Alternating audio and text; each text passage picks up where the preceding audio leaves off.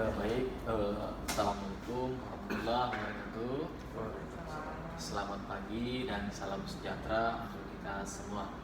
Baik, Bapak Ibu sekalian, terima kasih sudah sempat hadir pada pagi hari ini.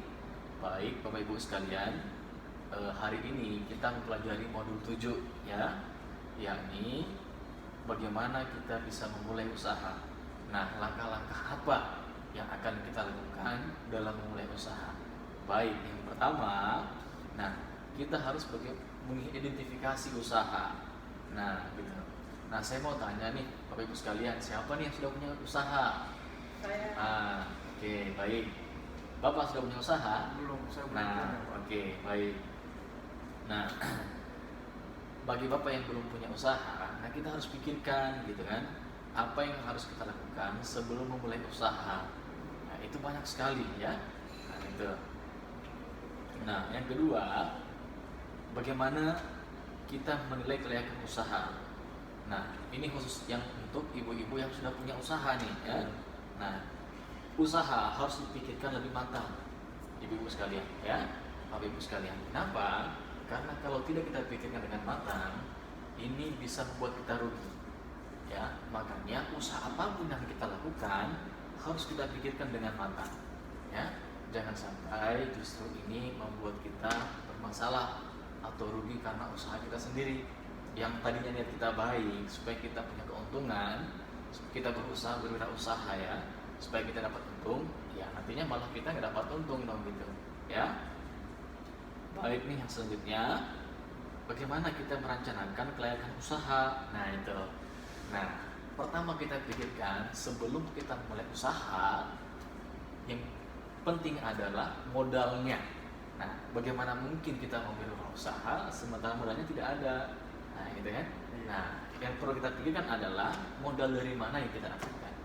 Nah, untuk modal ini, kalau memang Bapak Ibu sudah punya uang pribadi, bagus gitu kan. Berarti kita modal usaha kita itu menggunakan uang pribadi kita. Nah, bagaimana misalnya kalau Bapak Ibu itu belum punya modal, kemana kita harus mencari modal? Ya, Bapak Ibu bisa pinjam ke bank, ya, atau ke tempat ibu-ibu arisan gitu kan. Itu bisa semua, ya, bisa semua. Nah, yang penting kita bagaimana bisa membangun kepercayaan di mana tempat kita meminjam. Nah, itu yang paling penting. Nah, selanjutnya kita harus pikirkan juga, bagaimana kita merencanakan pemasaran. Nah, kalau kita sudah punya usaha, yang perlu kita pikirkan sekarang pemasarannya. Kemana usaha kita akan kita jual, kemana barang kita itu akan kita jual. Nah, ke pasar, ke toko misalnya. Nah, begitu. Nah, kita harus pikirkan juga, apakah kalau kita menjual di pasar, kita akan mendapatkan keuntungan. Nah, gitu. Artinya kita betul-betul harus cari tahu usaha kita itu lakunya dijual di mana, di pasar atau di toko-toko. Nah, itu yang perlu kita pikirkan. Nah, bagaimana kita pemasaran itu juga harus bagus, ya. Atau juga kita juga bisa misalnya supaya orang tahu jualan kita, ya kita bisa pakai media. Nah, kita bisa pakai Facebook, kita bisa pakai WA, misalnya kalau sudah bisa pakai Facebook, kita bisa lewat koran juga, bisa juga dari mulut ke mulut. Nah, ini tujuannya apa? Tujuannya supaya orang-orang itu tahu usaha kita. Nah, bagaimana mungkin usaha kita ini bisa laku kalau orang-orang tidak tahu gitu, Bapak Ibu sekalian ya. Artinya apa? Orang-orang harus tahu usaha kita. Nah, bahwa usaha kita itu baik gitu. Nah, itu. Nah, Oh iya Bu, kalau boleh tahu usaha Ibu apa? Saya bakios di depan rumah. oke. Oh, ibu bakios ya? Alhamdulillah. Ya.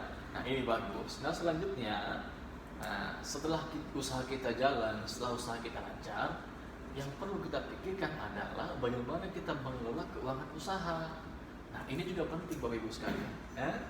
Artinya apa? Kita juga harus pandai-pandai menabung. Nah, jangan nanti banyak keuntungan baru mau ditabung. Kalau ada keuntungan sedikit ditabung saja tidak apa-apa. Iya, Kan Pak. begitu toh? Nah, itu. Kan begitu ya? Nah, jadi Bapak Ibu sekalian, jangan nanti banyak keuntungan baru kita orang menabung. Tidak boleh begitu. Artinya biar ada sedikit, ya apa kita orang tabung saja. Nah, kan dari yang sedikit-sedikit ini lama-lama jadi banyak. Kan begitu. Nah, apa gunanya kita menabung Bapak Ibu sekalian? ini juga untuk jaga-jaga, jangan sampai di kemudian hari kita usaha kita terkendala misalnya. Karena kita butuh modal daripada kita. Nah, ini menjaga antisipasi. Jadi misalnya kalau kita butuh modal mendadak, kita kan juga punya tabungan. Ya, jadi tabungan itu yang kita ambil. Nah, kan bahaya kalau tiba-tiba kita butuh modal sementara kita tidak punya tabungan. Nah, supaya juga kita tahu keuntungan kita berapa, modal kita berapa. Inilah gunanya kita mengelola keuangan dengan baik. Nah, karena apapun itu, usaha apapun itu, kalau kita tidak bisa mengelola keuangan dengan baik, ya, dan percaya, kita kan tidak akan tahu keuntungan kita berapa, ya, kekurangan kita misalnya berapa. Nah, itu. Jadi Bapak Ibu sekalian, ini penting sekali untuk kita ketahui sama-sama, ya. Jadi Bapak Ibu sekalian, kalau kita orang ingin membuka usaha, jadi usaha itu memang harus betul-betul pikirkan baik-baik supaya Bapak Ibu semua untung. Nah, kan tidak mungkin Bapak Ibu mau usaha tapi tidak berpikirkan bagaimana supaya dapat untung. Kan tidak mungkin, ya. Tetap pendapatan. Nah, gitu. Ya, usaha itu harus dipikirkan dengan matang, ya. Manajemennya juga harus bagus supaya ini mendatangkan keuntungan. Ya, baik Bapak Ibu sekalian, mungkin pertemuan kita, ya, sampai di sini dulu, ya. Mungkin kita akan lanjutkan di pertemuan selanjutnya. Ya, terima kasih Bapak Ibu sudah hadir pada pagi hari ini, ya. Saya ucapkan terima kasih. Assalamualaikum warahmatullahi wabarakatuh. Waalaikumsalam warahmatullahi wabarakatuh.